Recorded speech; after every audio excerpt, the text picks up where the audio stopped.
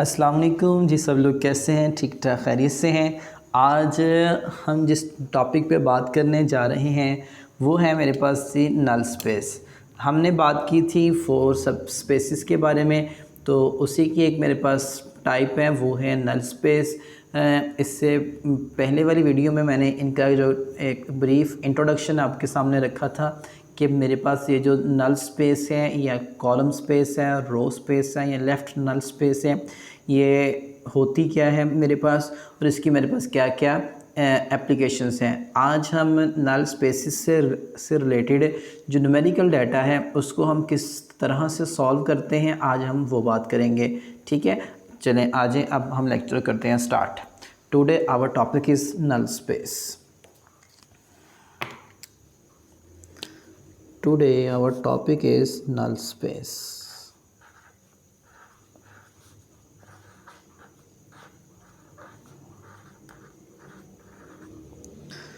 चलें जी, null space. मैं एक रैंडमली एग्जांपल उठा रहा हूँ इसको सॉल्व करने के लिए। ठीक है, our question is that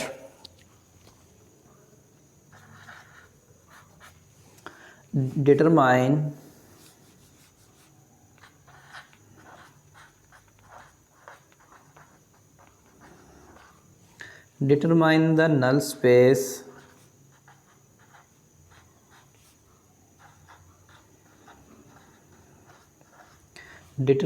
the null space of matrix A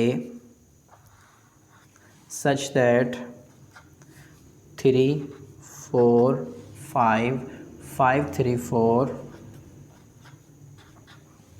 5 3 4 7 8 6 7 8 6 and 9 7 and 3। मेरे पास ये एक मैट्रिक्स है, इसकी मैंने नल स्पेस फाइंड करनी है। चलें आज यहाँ हम सॉल्यूशन को स्टार्ट करते हैं। सबसे पहला काम जो हम नल स्पेस को फाइंड करने के लिए करेंगे वो हमने इस मैट्रिक्स को, ये जो मेरे पास मैट्रिक्स ए है, इसको हमने कन्वर्ट करना है एचेलॉन रिड्यूस एचेलॉन फॉर्म के अंदर। ठीक है, तो पुट हम ये कहेंगे कि पुट मैट्रिक्स ए कि जो ऊपर हमने मैट्रिक्स ए कहा हुआ है into reduce echelon form into reduced echelon form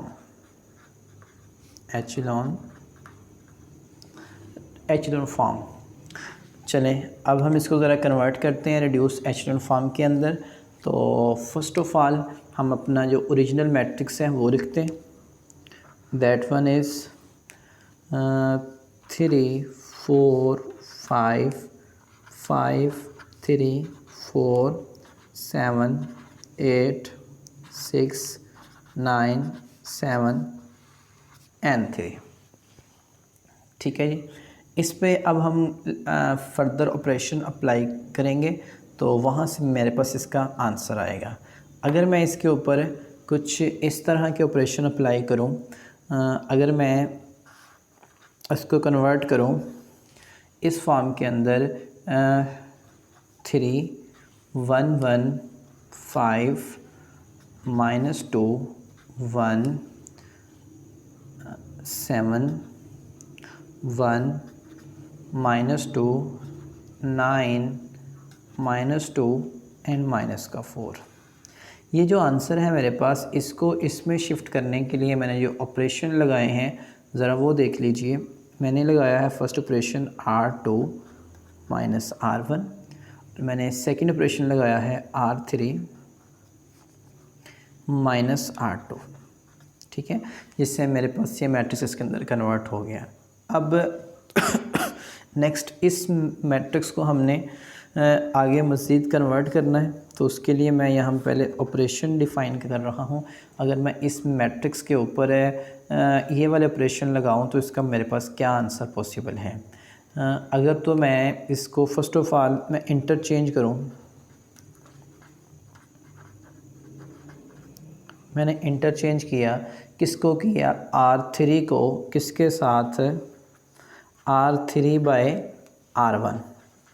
तो मेरे पास क्या रिज़ल्ट आएगा, पहले हम रिज़ल्ट की बात कर लें। तो मेरे पास आएगा जी 1 1 3 1 माइनस का 2 5 माइनस का 2 1 7 माइनस का 4 माइनस का 4 माइनस का 2 एंड 9। ठीक है जी। अब इस मैट्रिक्स को मैंने मज़ीद आगे शिफ्ट किया है एक और मैट्रिक्स के अंदर।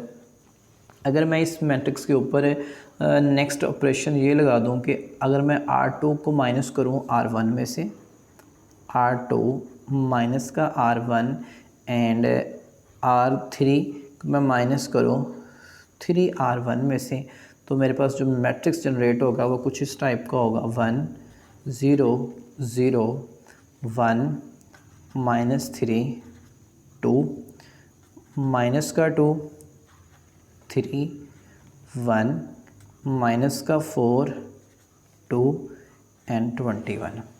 अगर मैं इसके ऊपर मज़ीद ये काम करूं कि मैं -3 कॉमन निकालूं, ठीक है, अगर मैं क्या करूं, अगर मैं -3 कॉमन निकालूं किस में से, R2 में से, तो मेरे पास रिज़ल्ट में क्या आएगा देख लें ज़रा। कि अगर मैं R2 में से -3 कॉमन निकाल रहा हूँ और मैं R3 में से 2 कॉमन निकाल रहा हूँ, ठीक है, तो जो मेरे पास मैट्रिक्स आएगा वो मैं पहले लिख रहा हूँ। मेरे पास फर्स्ट तो मेरे पास रो वैसे की वैसी आ जाएगी 1 1 माइनस का 2 एंड माइनस का 4। ठीक है, इसके बाद जो R2 वाली रो है जिसमें से हमने -3 को बाहर कॉमन निकाला है, वो मेरे पास बनेगी 0 1 -1 0 1 -1 एंड -2/3। और जो मेरे पास R2 बनेगी वो फिर ये बनेगी 0, जब हम उसमें से 2 को कॉमन निकालेंगे बनेगा 0 1 1/2 एंड 21/2। मेरे पास ये मैट्रिक्स जनरेट होगा। ठीक है, अगर मैं इसके ऊपर फर्दर इसको मैं सिंप्लीफाई करूं, तो अगर मैं इसके ऊपर 2 ऑपरेशन और लगा दूं, अगर मैं R1 को माइनस करूं R2 में से, R1 को मैं माइनस करूं R2 में से, और उसके बाद मैं क्या करूं, R3 को माइनस करूं R2 में से, R3 माइनस R2 करूं, तो मेरे पास जो आंसर आएगा वो कुछ इस टाइप का आएगा 0 0 0 1 0 -1 -1 एंड 3/2 -10/3 माइनस का 2/3 67/6। ठीक है, अगर मैं इसके ऊपर हम कर क्या रहे हैं, हम अपने मैट्रिक्स को कन्वर्ट कर रहे हैं किसके अंदर, रो रिड्यूस्ड एशेलॉन फॉर्म के अंदर। हमने C1 पे काम कंप्लीट कर लिया, C2 पे हमारा काम कंप्लीट हो गया, अब हम C3 पे ऑपरेशंस लगाएंगे और उस पे हम काम स्टार्ट करते हैं। देखें ज़रा हम किससे करते हैं, देखें ज़रा। इसमें अब हम ये करेंगे कि इस पे हम जो ऑपरेशन लगाएंगे, अगर मैं 3/2 अगर मैं कॉमन निकालूं, किस में से निकालूं कॉमन, R3 में से, R3 में से। अगर मैं 3/2 कॉमन निकालूं R3 में से, तो मेरे पास कौन सा मैट्रिक्स जनरेट होगा, पहले हम वो आंसर लिख लें कि मेरे पास आंसर क्या जनरेट होगा। वो कुछ इस टाइप का होगा 1 0 0 and then 0 1 and 0 and then -1 -1 and 1 -1 -1 and 1 then -10/3 -2/3 and 67/9। तो मेरे पास ये वाला मैट्रिक्स जनरेट हो गया। अगर मैं इसके ऊपर मज़ीद 2 ऑपरेशन लगाऊं, कौन कौन से, अगर मैं R1 को ऐड करूं किसके अंदर, R3 के अंदर और मैं R2 को क्या करूं, ऐड करूं R3 के अंदर, तो मेरे पास आंसर में क्या आएगा 1 0 0 0 1 0 0 0 एंड 1 एंड 37/9 एंड 62/9 एंड 67/9 67/9। अब मेरे पास ये आया है मैट्रिक्स जो भी जनरेट हुआ है। अब इसमें क्या है कि ये जो फर्स्ट वाला कॉलम है ये x1 का है, सेकंड x2 का है, थर्ड x3 का है, सेकंड फोर्थ मेरे पास x4 का आ रहा है।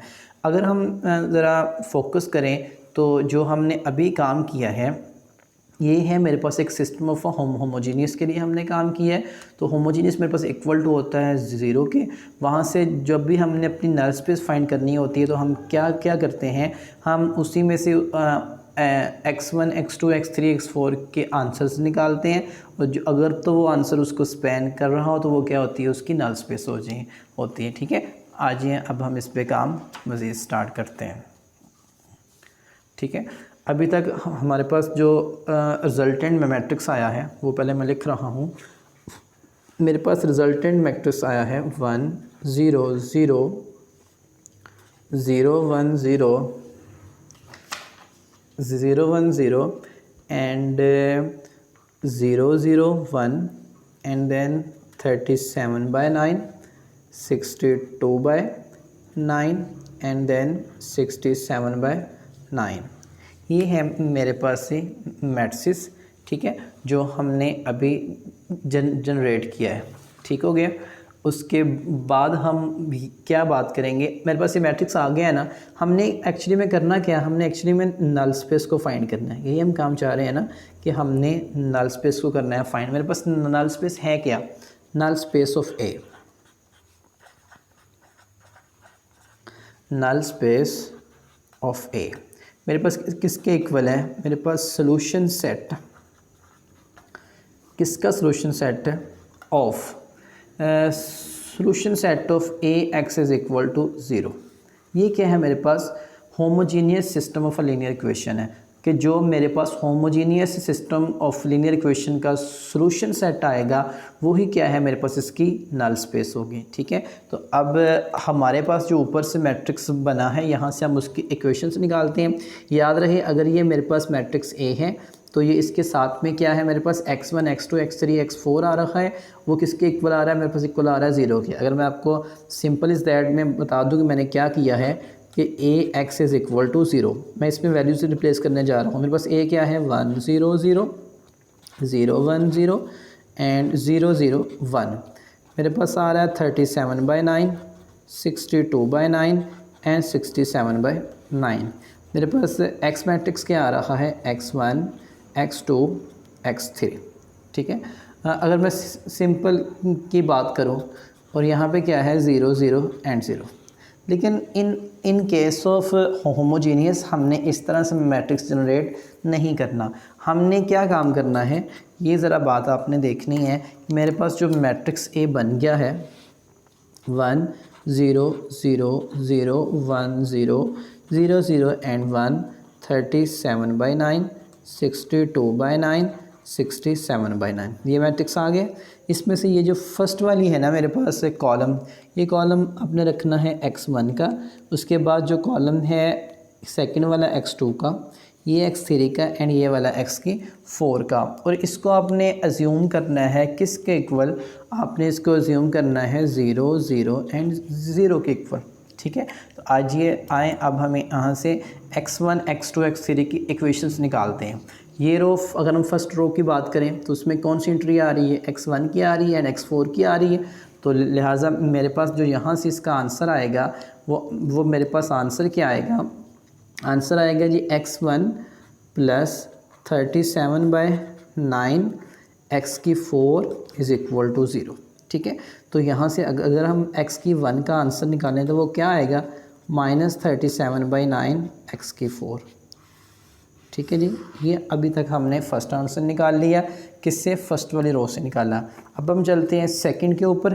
तो जो मेरे पास सेकंड रो है, अगर मैं सेकंड रो की बात करूं तो वो क्या है मेरे पास x2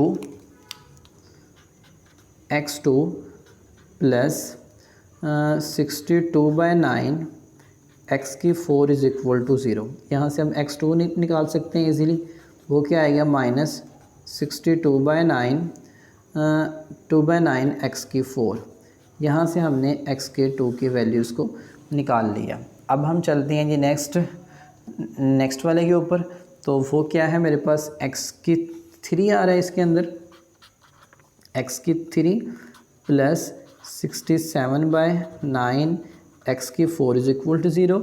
यहाँ से x की 3 क्या आ जाएगी माइनस 67/9 x की 4। और इसमें जो x की 4 है उसको आपने इक्वल रखना है, x की 4 के ही आपने इसको इक्वल मानना है। ठीक है, जब आप यहाँ तक आ जाएंगे तो उसके बाद आपने क्या करना है कि जो आपके x के आंसर्स आए हैं वो जिस फॉर्म में आए हैं आपने उसको उसी फॉर्म में लिख लेना है। ज़रा किस पे में लिखेंगे देखें ज़रा। आपने फ़र्स्ट ऑफ़ ऑल तो आपने अपना मैट्रिक्स लिखना है जो है मेरे पास मैट्रिक्स में क्या है जी x1 x2 x3 and x4। ठीक है जी।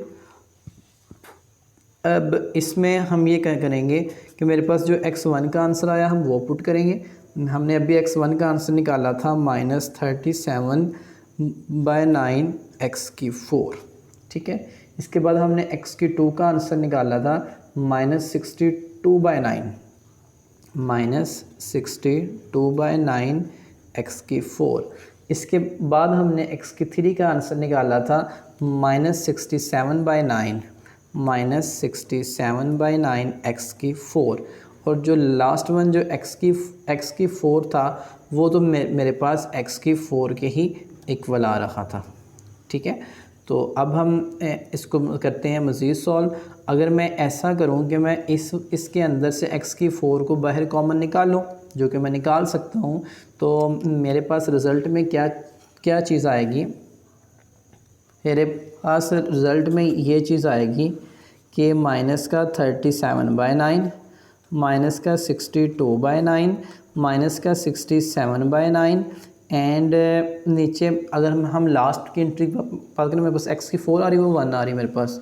तो यहाँ से हमने x की 4 को बाहर निकाल लिया। अगर मैं नल स्पेस ऑफ ए की बात करूँ तो ये क्या है मेरे पास, ये मेरे पास homogeneous system of a linear equation का सॉल्यूशन है। ठीक है, तो हमने यही कहा था जो मेरे पास नल स्पेस है वो किसके इक्वल है, मेरे पास नल स्पेस ऑफ ए किसके इक्वल है, मेरे पास solution of a homogeneous system के इक्वल है, जो कि क्या है मेरे पास x की 4 जब मैंने कॉमन निकाला किस में से 37/9 माइनस 62/9 एंड माइनस 67/9।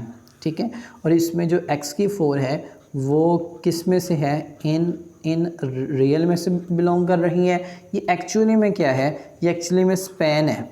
ठीक है, ये स्पैन है, किस चीज़ का ये स्पैन है मेरे पास, ये स्पैन है मेरे पास ये माइनस 37/9 का माइनस 62/9 का माइनस 67/9 का। अगर हम अपनी एक्चुअल डेफिनेशन पे जाएँ ना नल स्पेस के ऊपर, तो हमने जो बात की थी हमने बिल्कुल उसी के मुताबिक हमने इसको वेरीफाई किया था। मैंने ये कहा था मेरे पास जो नल स्पेस है, आपने किसी की भी नल स्पेस को फाइंड आउट करना है तो आपने फर्स्ट ऑफ ऑल जो सिस्टम ऑफ होमोजीनियस इक्वेशन है आपने उसका निकालना है सॉल्यूशन। ठीक है, अगर आपने उसका सॉल्यूशन निकाल लिया, अब एक्चुअली में इसमें होता क्या था, इसमें ये था कि आपको एक ऐसे सेट ऑफ वेक्टर्स चाहिए जिनको आप जब भी a से मल्टीप्लाई करें तो आपके आंसर में क्या आए, 0 वेक्टर बने। तो ये क्या था मेरे पास नल स्पेस थी। ठीक है जी, अब मेरे पास ये सेट ऑफ वेक्टर्स जनरेट हो गए। अब ये जो मैंने अभी सेट ऑफ वेक्टर्स को जनरेट किया है इसमें मेरे पास ये जो जितने भी वेक्टर्स हैं जब मैं इनको a से करूँगा मल्टीप्लाई तो मेरे पास आंसर में क्या आएगा, नल वेक्टर 0 वेक्टर आएगा। अब यही मेरा मेजर कंसेप्ट था कि जब भी आपने किसी भी चीज़ की नल स्पेस को फाइंड करना है तो आपको एक ऐसे सेट ऑफ वेक्टर्स चाहिए जिनको आप अपने मैट्रिक्स a से मल्टीप्लाई करें तो आपको आंसर में क्या मिले, 0 वेक्टर मिले। थैंक यू सो मच बेटा। मैं उम्मीद करता हूँ आपको इस वीडियो की समझ आई होगी। टेक केयर, अल्लाह हाफिज़।